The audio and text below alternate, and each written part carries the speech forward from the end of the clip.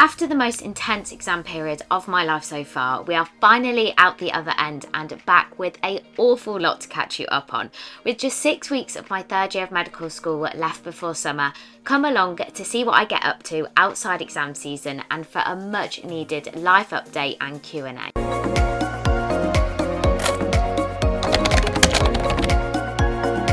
Hello my loves, and finally a huge welcome back to my channel.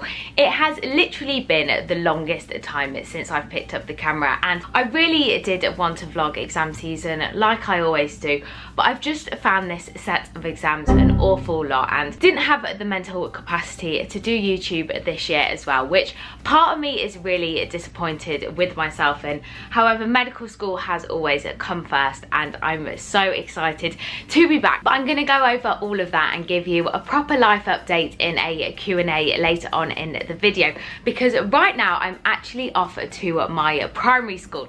How the medical school works is after our exams we have 6 weeks of student experiences. So we have 3 weeks of professional development, which is all about developing our emotional resilience as doctors for 3 weeks in the medical school. We then have a week in a primary school, basically it's like TAs and just helping around, which I love kids, so I'm so excited for. And then we have 3 weeks of a student hospital placement, and I got dermatology, which I'm so excited about because if you've been here for a while you will know dermatology is one of my favourite specialties. But today is our introduction day in the primary school, so I'm about to head over there now, and I'm just so happy to be back, and I really do hope you enjoyed the video. Make sure to give it a big thumbs up if you do like these kind of videos, and if you haven't already subscribed, click that little button now for all things unique lifestyle medicine. We literally have something for everyone here. But anyway, before I am late, let's hop in the car and get over to the school. Are you excited? I'm very excited. Mr. What's your last name? Sorry, that's bad, isn't it? Mr. Gomez.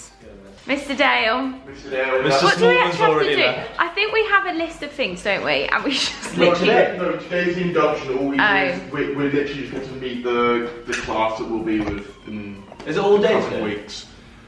No idea, depends what they want to make you do. Yeah, it depends what we want to do. We'll see. So it's just gone 9 o'clock and we've made it over to the primary school, and I have to say it looks so cute. I remember all of the really bright colourful signs and everything everywhere, and I'm just so excited to meet all the kids. I'm obviously not going to vlog anything because it wouldn't be appropriate, but I will catch you all up after a school day. I mean, it feels like the longest time since I've said that, but wish me luck. I feel very teachery today. I've pulled out my little summery dress because the weather is gorgeous, which always helps and puts me in the best mood. So it's just gone lunchtime and we're actually heading home for the day because we just had half a day for the introduction. But I'm actually so sad to be leaving my kids. I'm in year 3, which I think is such a nice year group of, they're a little bit older so they do understand what is going on, and I've been helping them with their maths this morning, and then we were doing research on Buckingham Palace, and I've just had the best morning. One of the children actually made me this really cute little poster which is supposed to be me, and they're all so excited to have us there for the full week in 3 weeks time. It's made me think even more that maybe paediatrics is something that I'm really interested in. But anyway, and now I'm going to go and head home and get some lunch because I'm starving, head to the gym, and then we have some more jobs to do this afternoon. It's been a really weird adjustment going from super intense having exams to having a little bit more time, but I do feel like today is the first day that I've had my structure, my routine back, because we all know I thrive on routine, and not having it for the last few days has been very bizarre. But anyway, a really good morning and a smile on my face. The sun is out. So I've just finished and had a really quick lunch and caught up with Joe as well about how his school was, and he's actually not been given his class yet, so I feel really lucky to have met all of my children, and it's just put the biggest smile on my face, as you can tell. But anyway, right now I thought I would take the chance to go through some of your questions which I asked for over on my Instagram, and make sure you are following me over on there so you can participate in things like this. But I thought it was well overdue to give you a proper life update on how I'm doing, because it has been the longest stint I've ever taken off YouTube. It just all got so overwhelming. I still have a couple of videos recorded which I just didn't get the chance to edit or sort out, and I don't know why it was this set of exams. I think because they are my first clinical exams. The first 2 years at Birmingham is preclinical content, whereas this was all based on actual conditions. We had our first set of OSCEs. I also had my birthday 2 days before our first exam. So there was just a lot going on, and YouTube really did just have to take a backseat for a little bit, and I've missed it and missed you guys so much. I can't explain to you how crazy I've been going without being able to just document my life. This is like my form of therapy, and just having you all come along I love so much, and I'd really like to never have to take one of these breaks again. But I'm not making any promises, but I can promise you we are back for the summer with some amazing content. And that brings me on to my first question, which was actually, what are your summer plans? So before I go on to summer yet, we have 6 weeks left of medical school, 3 of which are professional development activities, which are like lectures on building you as a doctor and more of the extracurriculum stuff which doesn't fit into like hospital placement or things like that. Then we have our week of primary school placement, which after today I'm so excited for. Then have 3 weeks of our student select experience, which I got dermatology. I think I told you this all this morning, but that is the plan. And then I have some really exciting summer plans in between and in the main summer holidays as well. So this weekend I'm off to Lisbon with my best friend Isla, which I'm so excited for. We've actually never done a trip, the two of us, which, considering we've been best friends since I was literally 4, I can't believe. So I feel like that is going to be so much fun. I then am going to Barcelona to see one of my really good friends I met in India when I did some volunteer work in my gap year. This all sounds mental, but she's from Brazil, and I went to go and stay with her. And this year she is travelling Europe, so I'm meeting her in Brazil just for a couple of nights. But I've not seen her because of COVID in like 3-4 years. That is going to be so special and absolutely amazing. I'm then going to Devon for a couple of weeks with my family, and then also with my big group of girls from home. I then have a few weeks that I want to play around with, and I'm not really 100% sure what I want to do yet. I've got some money saved, but I'm thinking of maybe doing Europe on my own. I'm just putting that out there so I actually think about doing it, because at the moment I'm so nervous about that idea. But it's something that I've always wanted to do, and I also love travelling on my own, so I'm really seriously considering that. And I'm not really sure. I don't know 100% what my other ideas are. Maybe a group tour? I don't know, but I've got 2 weeks which I feel really lucky to have. I'm going to book something really last minute and of course bring you along for the journey. The next question, which is always lovely, is how are you really doing? And it's such a weird question, because I thought that after exams all of my stress would go and I'd feel so much lighter and so much better, but I actually feel this like huge anti-climax, which the first couple of days post exams I was so busy. I went to London with my mum and went to Buckingham Palace, which still can't believe I'm actually saying that I've been to the palace, but that was for Gold DV, so that was really chaotic and really fun. And then after I came back, I didn't actually have any real plans this week before Lisbon, and it feels so weird. I do just feel a little bit like I don't know what to do with myself. And as someone who really thrives on routine and having a to-do list hour by hour, not quite being able to do that has been very bizarre to me. But I've now got back into the swing of things, and I do finally feel a lot lighter, a lot more back to myself. And I have to say, I was struggling a little bit through exam season. I'm going to be completely honest here, because that is what it's all about. But exams are a really highly stressful period for a lot of people, and I actually am quite proud of myself for how I managed this year. I normally do have some sort of tipping point where I end up crying and getting in a real pickle and just really to the point of not being able to cope and very overwhelmed, and that That didn't happen this year, which I'm so proud of myself for making sure that I still did really important things like going to the gym and taking time to like reflect on how I'm feeling and just still looking after myself, still eating well, still moving my body. And I think that is how I was able to cope through it this time. And they were a really tough set of exams for us here at Birmingham, and hopefully we've got through it. We get our results in a couple of weeks, and fingers and toes and everything crossed for me, everyone, like literally.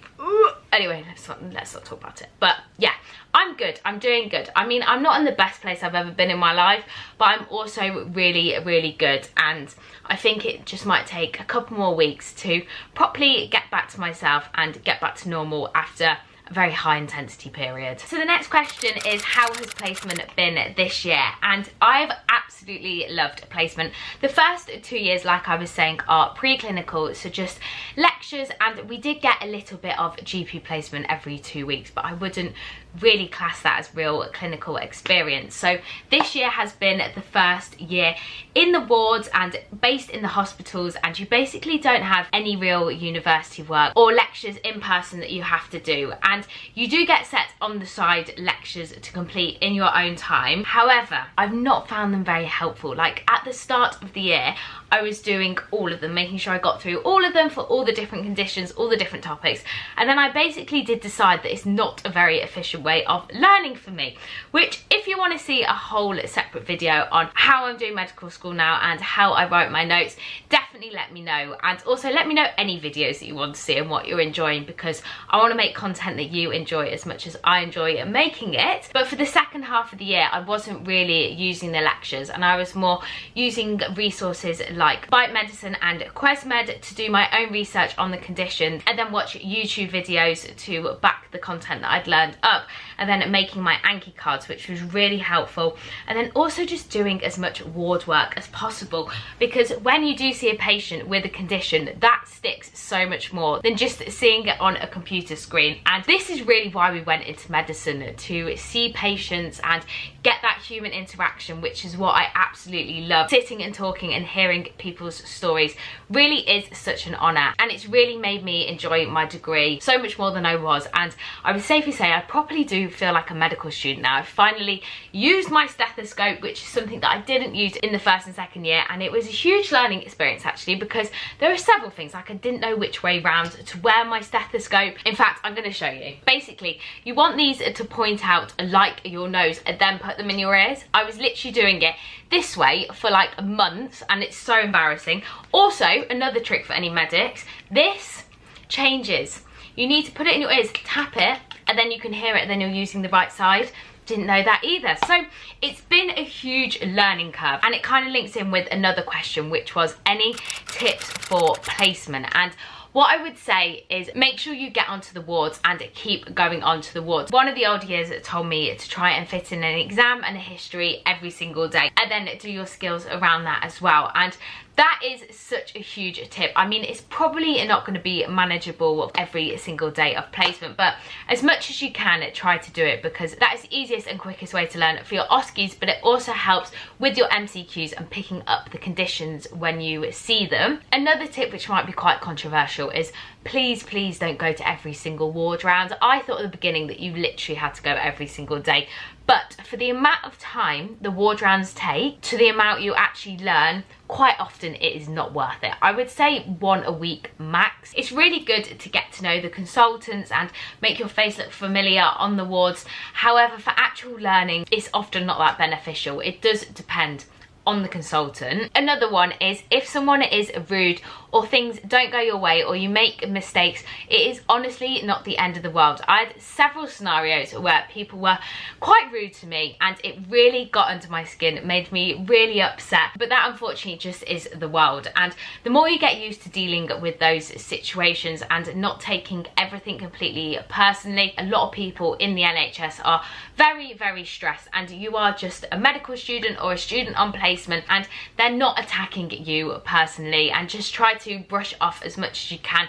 Reflect on the situation, see what you can take away from it, and just learn from it rather than taking it all on your shoulders and getting upset. And my final tip for placement is make the most out of the other medical students or people in your year that are there with you. In particular this year, I've really noticed how beneficial it is to work in groups and talk about things, test each other. It is so much more motivating, and it really pushes you to test your understanding when you are working in groups. And placement's also such a nice way of getting to know different people in your year that you wouldn't have met otherwise, and it's just really lovely to have familiar faces going through it all together. And the last question that I'm going to answer, but if you do have anything else you want to know, put it in the comment box below and I will get straight back to you. But that is, how do you still motivate yourself to go to the gym whilst on placement? And I'm going to use such a cliche line, and I hate it when some people use this, but it really isn't about motivation. It is more about habit and getting used to it. I go to the gym because I know that it affects my mental health so much if I don't, and it isn't motivating myself. It's something that I have to do. It's a non-negotiable. I have to go to the gym at least 3 to 4 times a week to just feel good. So I literally schedule it in my diary like I would a lecture, any teaching, seeing a friend. It is in there, it is a non-negotiable, and I'm going. For me personally, sticking to a particular time doesn't actually work best for me, because you're going to very quickly find out that placement and teaching is all over the place. It changes all the time, and you haven't really got any set 9 to 5, and you could always go after. I do find for me going at the end of the day is best, because it clears my head of everything going on.